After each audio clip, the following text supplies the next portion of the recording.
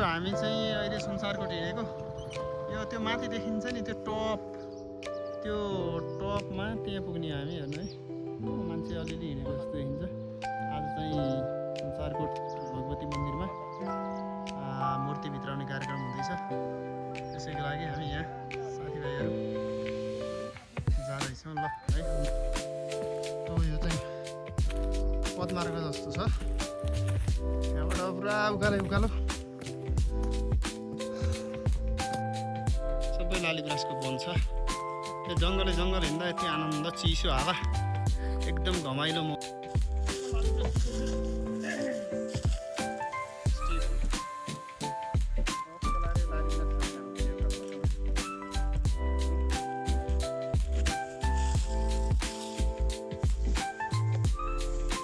यहाँ बाइक राखेर यहाँबाट चाहिँ माथि पुरा पैदल जानुपर्छ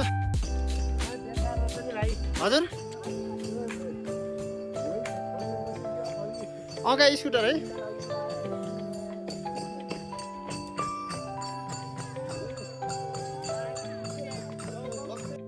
बाटो उकालो छ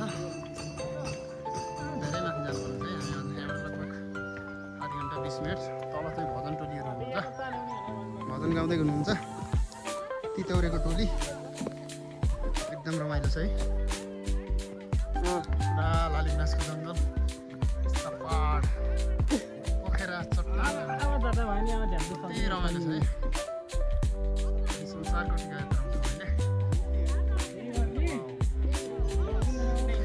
बाटो चाहिँ यो एकदम अप्ठ्यारो यो भिरको चट्टानको पराको बाटो यहाँ चाहिँ सबै यो सिँढीहरू चिनेर एकदम सजिलो पदमार्ग संसारकोटको लागि यो पदमार्ग बनेको रहेछ हामी चाहिँ फर्स्ट टाइम भिजिट गर्दैछौँ यो ठाउँ आज संयोगले यो संसारकोट भगवती मन्दिरमा मूर्ति स्थापना गर्ने मूर्ति भित्राउने कार्यक्रमको संयोग पनि परेछ हामी पनि त्यही संयोगमा आज त्यो कार्यक्रममा नि सरिक हुन पाइने भइयो चाहिँ यो बागलुङ नगरपालिका वडा नम्बर 7 तितौरे गाउँ हो है हामी एकदम टपमा छौँ यस्तो राम्रो देखिरहेको छ सही देखिरहेको छ है परवदन गर्नु छ धर्म गरौ सुनेरीमै एक निन्त मन छ बेनी बजार गण्डकी हाँसी खेली सुनारीमै रमाउने बेलामा मुरेरै गयो जिन्दगी कसरी हामी हिँड्दै आएको हामी आउने बेला सिँढी पनि थिएन यो पुरै घना जङ्गल यस्तो सिँढी थिएन है यो केही पनि थिएन अहिले जसले यो कार्यक्रम गर्नुभयो उहाँहरूलाई धेरै धेरै साधुवाद होइन यो हामीले खुकुरी हँसिया ल्याएर पुरै जङ्गल आफै फाड्दै बाटो बनाउँदै उक्लेको हो पुरानो बाटो चाहिँ उताबाट गएको हो हामी पहिला यो बाटो थिएन अन्त यस्तो सबै पदमार्ग बनेको छ है अहिले जस यस्तो राम्रो सिँढीहरू बाटो चाहिँ सजिलो रहेछ पदमार्ग बनेको छ तर यसलाई चाहिँ संसारकोट आउनुहोस् तर यसलाई बाटो भन्दा यही नै यथावत राखेर पदमार्गको रूपमा नै यसलाई विकसित गर्न सकियो भने संसारकोट राम्रो छ चाहिँ त्यो पदमार्गबाट उकालो चढ्दै झन्डै 2500 मिटर हाइटमा आइपुगेका छौँ संसारकोट भगवती मन्दिर यहाँको दृश्य हेर्नु होला यहाँबाट यता देब्रेतिर पश्चिम संसारकोटको रमाइलो डाँडा नाङ्गीचौर हुँदै बेलडुङ्गा जाने बाटो छ त्यस्तै गरी यता हाम्रो राइट साइडतिर पूर्व पञ्चकोट अनि कोटैकोट हुँदै बागलुङ जाने बाटो है 5 कोटहरू मध्येको यो संसारकोट भन्ने ठाउँमा हामी आइपुगेका छौँ यो 2500 मिटरको हाइटमा हेर्नु यस्तो छ है सबै जङ्गलको टपमा छ यो मन्दिर यहाँ चाहिँ पहिला यो 2224 भन्दाखेरि राजाहरूले प्रयोग गरेका विभिन्न सामग्रीहरू पनि यहाँ रहेको भन्ने कुरा जानकारी छ र आज चाहिँ यहाँ त्यस भगवती मन्दिरमा आज मूर्ति उठाउने कार्यक्रम भएको छ। यहाँ धेरै टाढाबाट धेरै ठाउँबाट श्रद्धालु भक्तजनहरू आउनु भएको छ। एकदमै रमाइलो ठाउँ छ। हेर्नु होला संसारको भगवती माताको जय होस्। एउटा म यतापट्टिको दृश्य देख्न चाहन्छु। यो सबै यहाँ चाहिँ लेकाली सल्लो र यो गुराँसका रुखहरू छन्।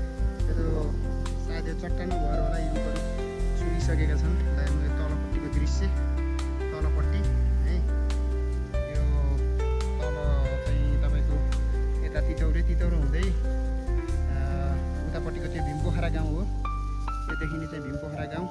त्यस्तै गरी यहाँ त्यो भीमपोखरा गाउँको त्यो पारिपट्टि देखिने यो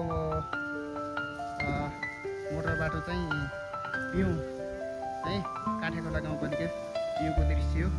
त्यस्तै गरी यहाँबाट तपाईँको यो माथि एकदमै यो गाजाको धुरी अनि त्यस्तै गरी गलकोट घुम्टे लेक होइन। यो तपाईँले हिमाल जस्तो देख्नु भएको छ नि लास्टको डाँडो, त्यो लास्टको डाँडो म जुम गरेर देखाउँछु। हो यो चाहिँ घुम्टे गलकोट घुम्टे हो है। तलपट्टि यस्तो डरलाग्दो ठाउँ छ है। यस्तो भिरै यस्तो डरलाग्दो ठाउँ छ। एकदमै आनन्द। आज वेदर पनि यतिको क्लियर नै भन्नुपर्छ है। वेदर पनि राम्रो छ, हरियाली डाँडाकाँडा अनि 2500 मिटरको हाइटमा पुग्दाखेरिको रमाइलो एकदमै रमाइलो छ है। चिया पनि रहेछ है। हामी आउँदा आउँदै चिया पनि तयार रहेछ। चिया पनि पिउनु पऱ्यो टक्क लाएर होइन। साथीहरू फोटो खिच्दैछन्। ल गाई चिन्छु है। संसारको भूमिथान हो है।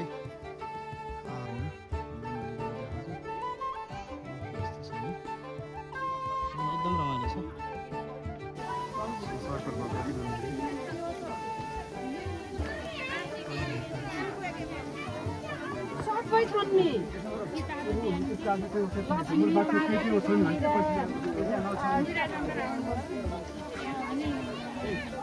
जानु सिकाइदिनु पाल्की ल्याउने, त्यो पाल्की यहाँ उठाएछ धोइजानु।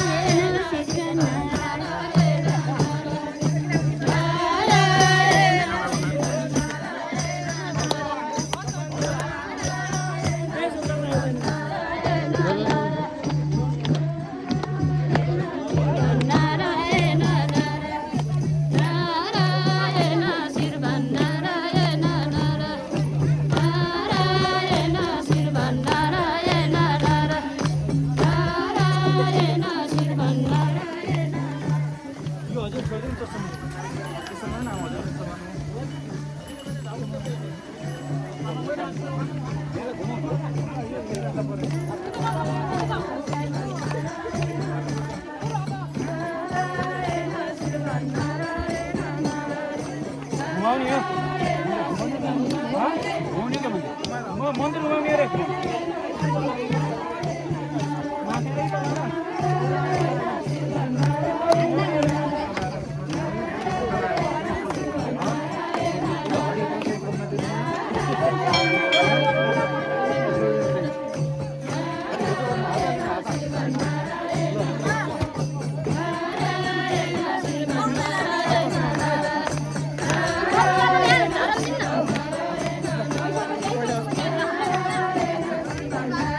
उता ठेलिसक्यो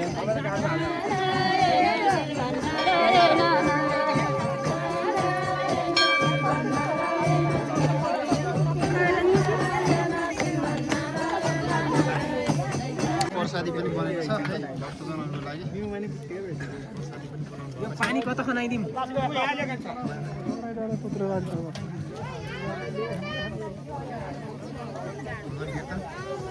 मूर्ति चाहिँ भित्रै सकिएको छ संसारकोट भगवती माताको है जय संसारकोट भगवती माता संसारकोट भगवती माताले सबैको रक्षा गरून् जय जय होस् प्रसाद वितरण भइरहेको छ अहिले साथीहरू कस्तो छ प्रसाद भगवानको नामको प्रसाद है मालिका भगवती सरी संसारको भगवती माताको कृपाले आज यो ठाउँमा चाहिँ आउनु पाइयो